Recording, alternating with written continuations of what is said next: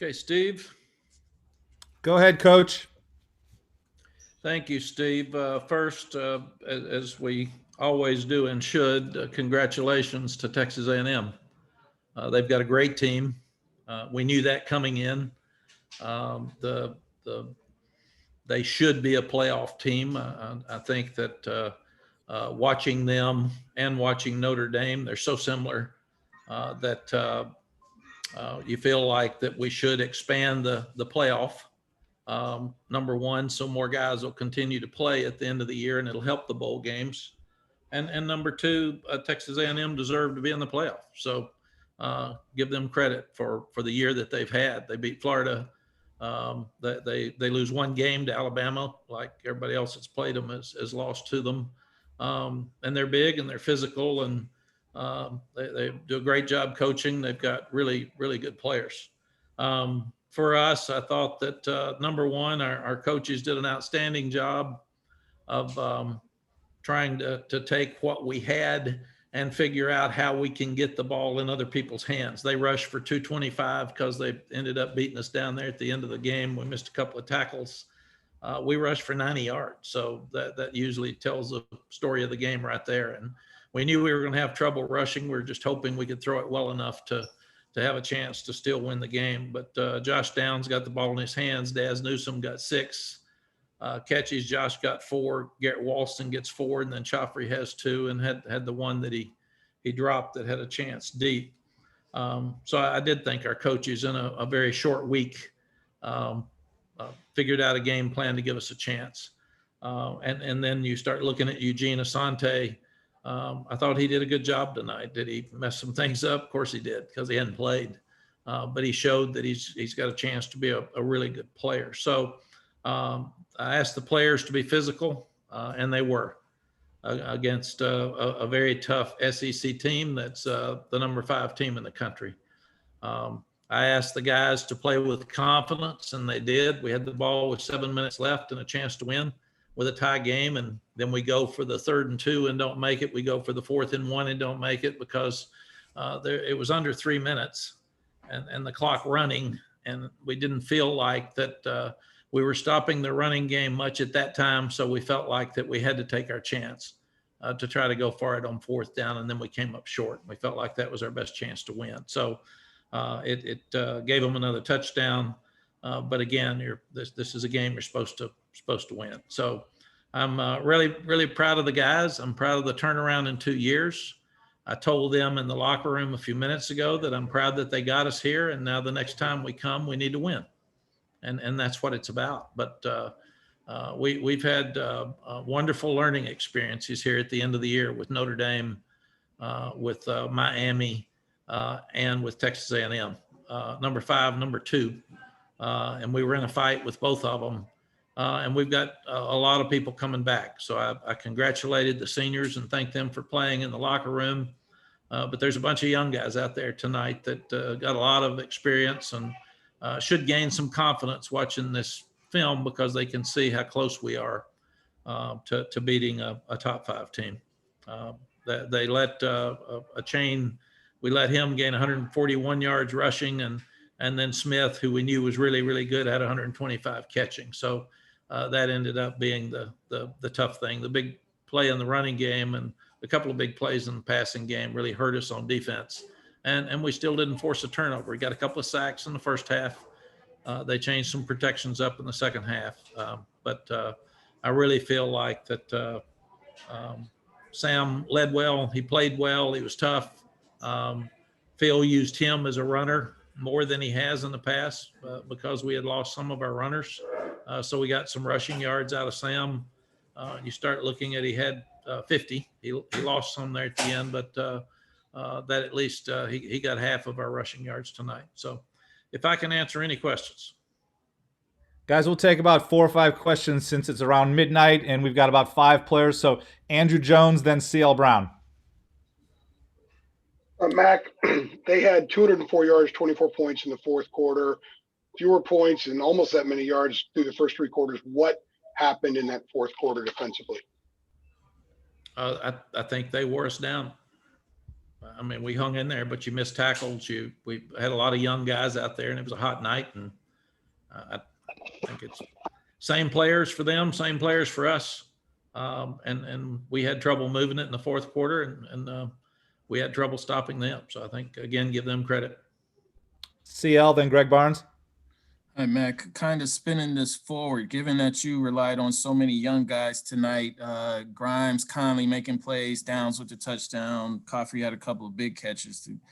How close do you think you are to kind of getting over that hump and being the team that beats, the top 10 teams?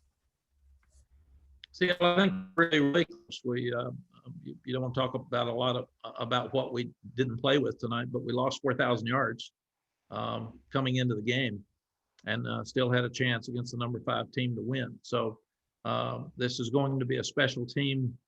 Our 3.5 quarters against Notre Dame showed that. Tonight we showed that. We got to get more experience. We got to get more depth. On January 19th, we'll have 12 more guys coming in that'll have a great spring practice, and they'll get ready. But we're about to be really good. And I'm excited about that. And I told the players that tonight, that this, thanks for getting us here. Thanks for giving us a chance to win. We come back, we want to win. Greg, then Chris Heidel. Hey, Mac, what was the players' mindsets coming in? You mentioned the other day kind of having the motivation of people overlooking the team because of the opt-outs and because A&M is supposed to be in the playoff. What was their mindset coming in, and what were you trying to kind of preach to them about what this opportunity presented? Yeah, Greg, well, there's 110 of them. So for me to tell you what their mindset was, they'd probably have to tell you, because it's hard to read the minds of 110 young people. But I do think that even if we had not had guys that didn't play, people were going to give credit to the number 5 team over the number 13 team. So I think that's just the way it was. So we would have come in as an underdog, and we haven't been that many times. You really look at it, really, maybe Miami, but Notre Dame and then against A&M tonight, we're about the only 2 times we've been an underdog. So I do think that their mindset is to make sure that people start recognizing us nationally. And I think they did that tonight. They understand that they showed people how hard they're going to fight. And they do that every week. That's who they are. We haven't been flat for a game all year. Maybe we didn't play good a couple of times, but we weren't flat. And your other question, I'm sorry, Greg. That was it. You got it. That was it. Okay. Thank you. Thank you. Chris Heidel, then Ross Martin. Hey, Coach Brown. Sorry about the loss tonight to Texas A&M. I have a question about Sam. How did you see his performance tonight?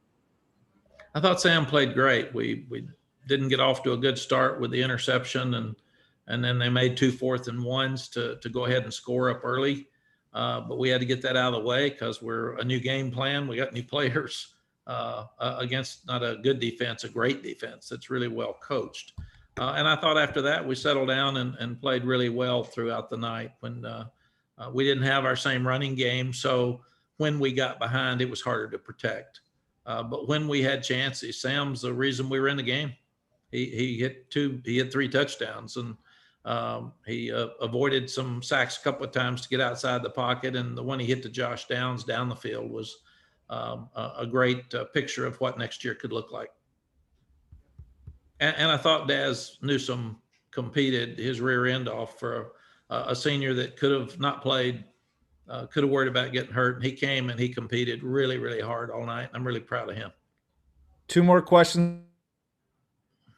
More. Adam Smith, go ahead. Did you call me, Steve? Yeah, Adam, go ahead.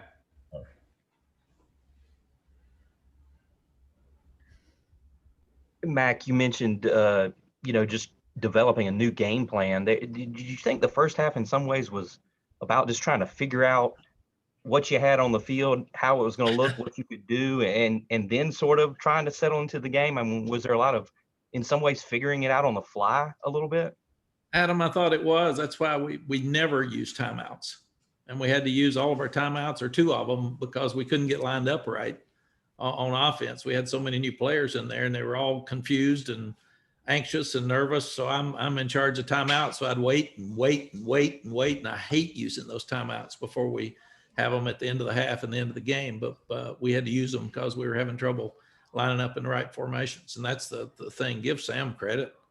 He had a bunch of new players out there. He didn't have his normal running game, and he still gave us a chance to win. Last one, Ross Martin.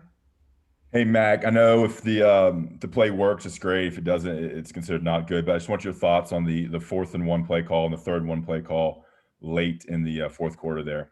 When you all turn it over. Ross, they were more physical than we were. And if you're going to beat a top 5 team, you've got to make a 3rd and 2 and 4th and 1.